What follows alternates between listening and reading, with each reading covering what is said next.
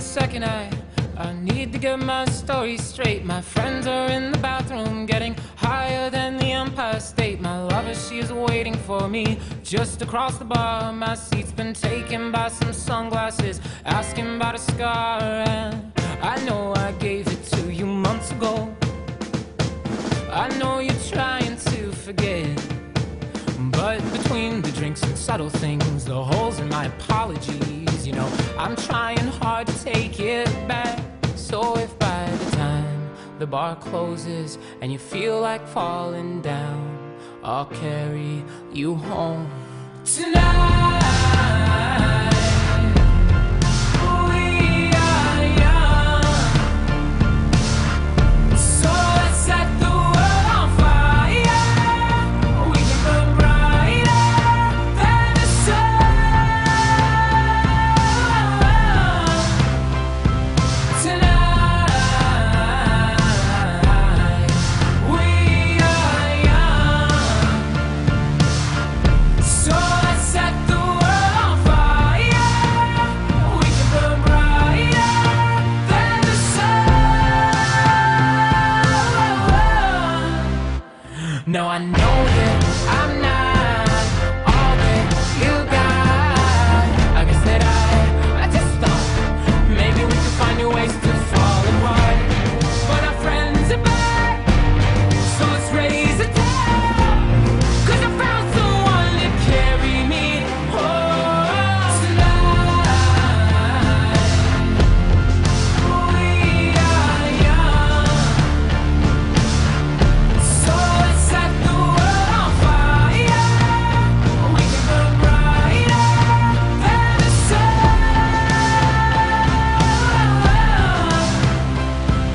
tonight. We are young, so let's set the world on fire. We can burn brighter than the sun.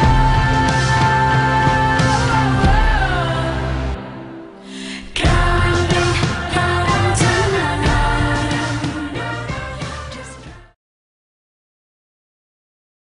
I went to public schools in the city of Boston, Alexander Hamilton Elementary, and then I went to Boston Latin from 7th grade to 12th grade.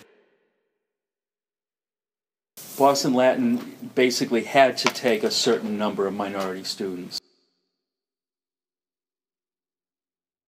We were very much aware of Kennedy. Kennedy was from Massachusetts. Then he became the president, and you know, he was certainly pushing an agenda that was inclusive of civil rights at the time. So we followed that.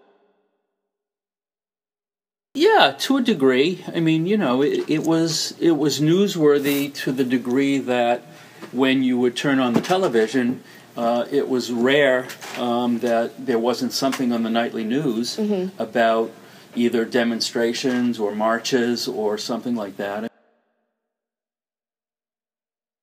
People were much more glued to their TV sets on a nightly basis. Today, that's not necessarily the case. In the 60s, you felt that there were changes happening on many fronts, not just socially and racially, but it was pretty crazy with the oncoming Vietnam War, which toward the end of the 60s kind of substituted for the civil rights movement. It really was mostly about either civil rights or about the Vietnam War. Right.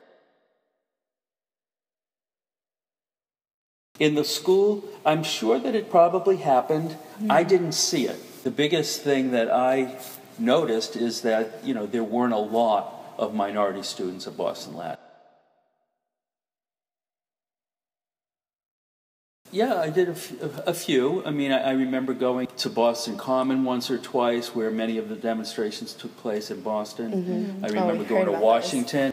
People of my age group and older, more, you know, maybe even 5-10 years older, that were better able to take part in those demonstrations. I think they would tell you that, yeah, they felt power. They felt like they could change the world. If I had been maybe 5 years older, I think there would have been more of an impact even. That time certainly had an impact on me, and I do remember the 60s as being a decade that probably will not be duplicated.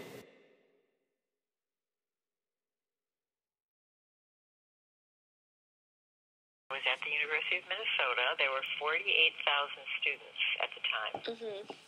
There were 67 black students. I did participate in a student strike protest to try to force the university to, open up admissions to more black students. Once I got involved and kind of saw what was going on, it was like, it was pretty exciting. Yeah. The young people really felt like we had a voice. Discrimination and poverty. A lot of it was really about poverty. And there was a tremendous amount of discrimination. It wasn't legalized as segregation was in the South. But for all practical purposes, there was a tremendous amount of discrimination. It was definitely talked about. It was on the news all the time. We talked about it, and I can remember both Grandma and Grandpa, expressing, that it was wrong. There's the example of my best friend dating this guy. So, although my parents were very open-minded about the issue in general, they thought it was horrible that she was dating him. Her family was just really upset with her. So my other best friend married a man who's Cape Verdean. Anyway, so my friend Marilyn decided to marry this man. Her father disowned her. He would not talk to her for like 5 years.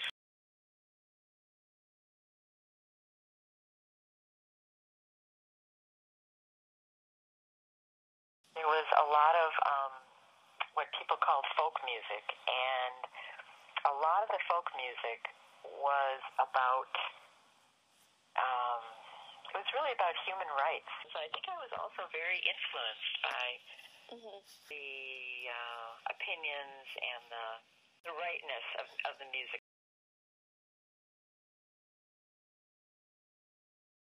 Oh, absolutely. Yeah, there's absolutely no question about that. All people have the same needs, desires, and rights.